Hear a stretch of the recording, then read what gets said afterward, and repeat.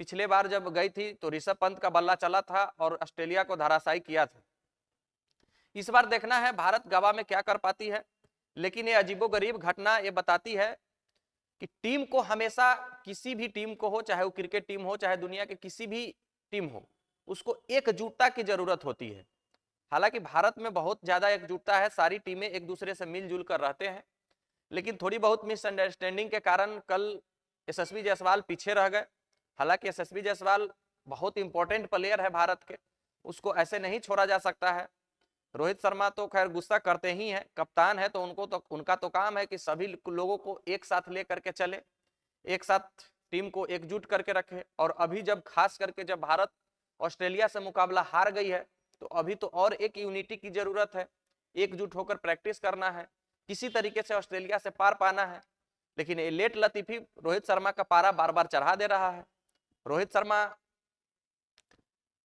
सख्त फैसला लिए, जब होटल पहुंचे यशस्वी जायसवाल तो उनको पता चल गया कि कप्तान सख्त फैसला लेते हुए टीम की बस खोल दिया है, लेकिन उनको प्राइवेट कार से फिर एडिलेड एयरपोर्ट जाना पड़ा। गाबा, लेकिन आपको याद होगा जब पिछली बार हम लोग गाबा में जीते थे, गाबा का घमंड तोड़े थे, तो शार्दुल ठाकुर का एक बयान आया था बाद में कि वहां के दर्शक, वहां के होटल मालिक तक भारतीय खिलाड़ी से बात नहीं कर रहे थे और जितने होटल में सुविधाएं रहनी चाहिए वो कुछ नहीं दे रहे थे। हम लोग एक चादर भी, अगर बेडशीट भी मांग रहे थे तो बोल रहे थे कि जाके 6th 7th फ्लोर से ले आइए। ये स्थिति भारत के खिलाड़ियों का ऑस्ट्रेलिया में किया गया था। तो हम लोग ये समझते हैं कि सिर्फ हम लोग भारत में क्रिकेट को तवज्जो देते हैं, ऐसा नहीं है। ऑस्ट्रेलिया वाले भी इस हद तक गिरते हैं क्रिकेट के पीछे कि अगर वो हार जाते हैं तो उसके होटल वाले भी भारत की इज्जत करना बंद कर देते हैं। और ये बहुत बुरा लगता है ये सब सुन करके कि ऑस्ट्रेलिया वाले इस हद तक गिर सकते हैं। लेकिन गाबा का घमंड हम लोगों को अगर फिर से तोड़ना है तो हम लोगों को एक यूनिटी बनाना पड़ेगा और हम लोगों को इस मुकाबले में हर हाल में जीतना पड़ेगा। इस टेस्ट में टॉस बॉस होगा, जो टीम टॉस जीतेगी वो गेंदबाजी करने का फैसला लेगी, क्योंकि पहले दिन पूरी तरीके से स्विंग, उछाल, बाउंस पिच पर होगा। नए बॉल से पहले दिन बल्लेबाजों के लिए खतरा है और ऑस्ट्रेलिया वाले ये पहले बोल चुके हैं कि हम 4 तेज गेंदबाज के साथ इस मुकाबले में उतरेंगे। हो सकता है नेथन लायन को इस मुकाबले में ना खिलाया जाए। अब भारत के तरफ से मोहम्मद शमी का ऐसे कयास लगाए जा रहे हैं कि तीसरा टेस्ट से जुड़ेंगे, लेकिन इस पर अभी कोई खंडन नहीं किया गया है।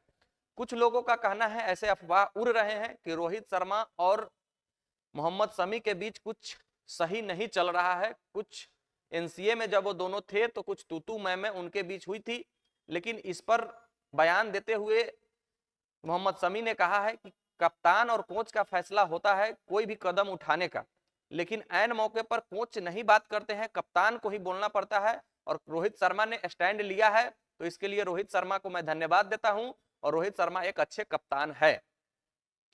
देखना है गाबा के टेस्ट में भारत का प्रदर्शन कैसा रह पाता है।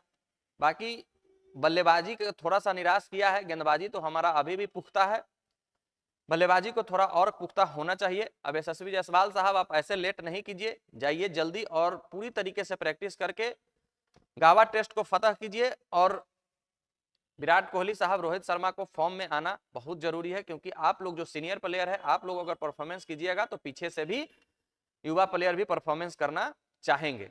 मिलते हैं फिर नेक्स्ट वीडियो में, जब तक के लिए बेस्ट ऑफ लक, धन्यवाद, जय हिंद।